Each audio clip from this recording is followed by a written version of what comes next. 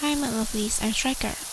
Welcome back to another PowerWash Little with some storytelling. So grab your favorite snacks and get comfy with me.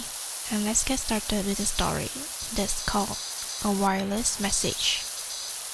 In the summer of 1896, Mr. William Holt, a wealthy manufacturer of Chicago, was living temporarily in a little town of central New York, the name of which the writer's memory has not retained.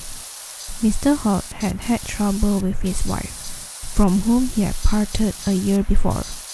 Whether the trouble was anything more serious than incompatibility of temper, he is probably the only living person that knows. He is not addicted to the vice of confidences, yet he has related the incident herein set down to at least one person without exiting a pledge of secrecy. He is now living in Europe. One evening, he had left the house of a brother whom he was visiting for a stroll in the country. It may be assumed, whatever the value of the assumption in connection with what is said to have occurred, that his mind was occupied with reflections on his domestic felicities and the distressing changes that they had wrought in his life. Whatever may have been his thoughts, they so possessed him that he observed neither the lapse of time nor whither his feet were carrying him. He knew only that he had passed far beyond the town limits, and was traversing a lonely region by a road that bore no resemblance to the one by which he had left the village.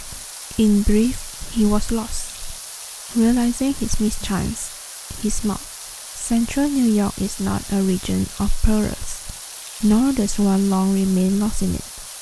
He turned about and went back the way that he had come. Before he had gone far, he observed that the landscape was growing more distinct, was brightening. Everything was suffused with a soft red glow, in which he saw his shadow projected in the road before him. "The moon is rising," he said to himself. Then he remembered that it was about the time of the new moon, that if the tricksy orb was in one of its stages of visibility, he had said long before. He stopped and faced about, seeking the source of the rapidly broadening light. As he did so, his shadow turned and lay along the road in front of him as before. The light still came from behind him. That was surprising. He could not understand. Again he turned, and again, facing successively to every point on the horizon. Always the shadow was before, always the light behind.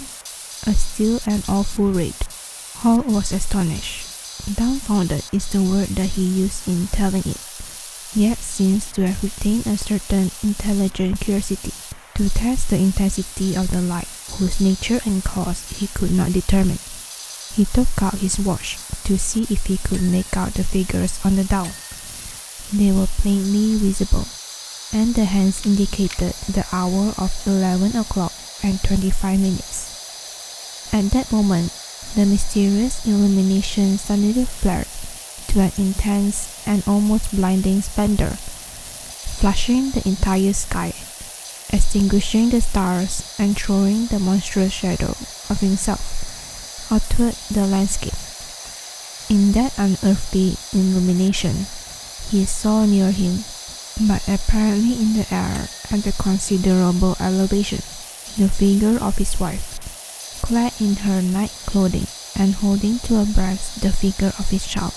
Her eyes were fixed upon his with an expression which he afterward professed himself unable to name or describe. Further than that, it was not of this life. The flare was momentarily followed by black darkness, in which however the apparition still showed white and motionless. Then by insensible degrees it faded and vanished, like a bright image on the retina after the closing of the eyes. A peculiarity of the apparition, hardly noted at the time, but afterward recalled, was that it showed only the upper half of the woman's figure. Nothing was seen below the waist. The sudden darkness was comparative, not absolute, for gradually all objects of his environment became again visible. In the dawn of the morning, Holt found himself entering the village at the point opposite to that at which he had left it.